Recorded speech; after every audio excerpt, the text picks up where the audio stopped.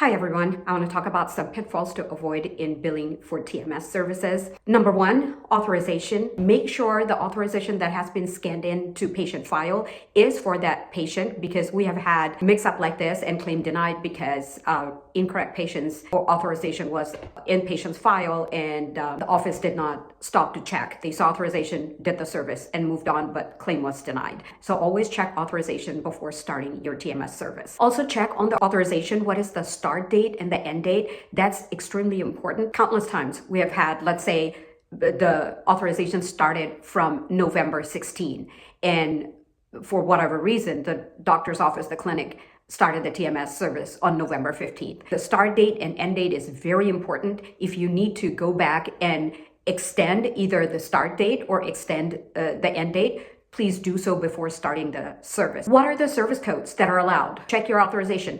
Is initial mapping, is that on the authorization? How many units of TMS itself, the treatment, are there? Mark the number of units, because if you go above the units allowed, you're not going to be paid. And that has also happened.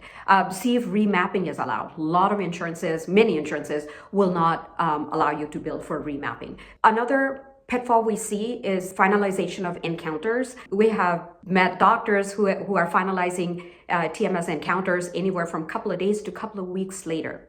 And let me go over the trouble you'll face if you do that. Let's say there has been some mistake in billing, in setting up the claim, or there's something wrong with the encounters, or something is not matching under a patient's plan, or the verification went wrong, or authorization is incorrect. Well, if you have already done 10, 12, 15 TMS sessions, then by now the provider, the clinic, already has lost a big chunk of money. So that's never good. We suggest between 12 to 24 hours, please, after the session, finalize your encounter and make sure your biller is billing out the claim the very next day, because you want to be alerted for anything that's going wrong from initial treatment. Other denials, other pitfalls we have seen in billing TMS is a lot of insurances will put claims on hold and ask for medical records.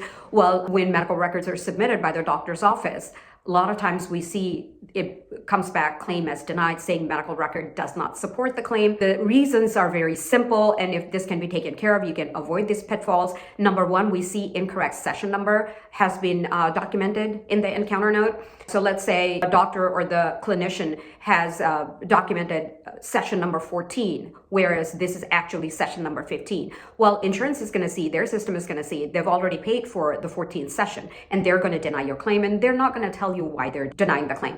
The reason they give you will be very general, and you will not be able to figure out. They will say, this claim has already been paid, and your office is going to say, well, no, you haven't paid this claim. So it's probably because check the session number. If the session number is incorrect, claim will be denied, saying it's been already paid.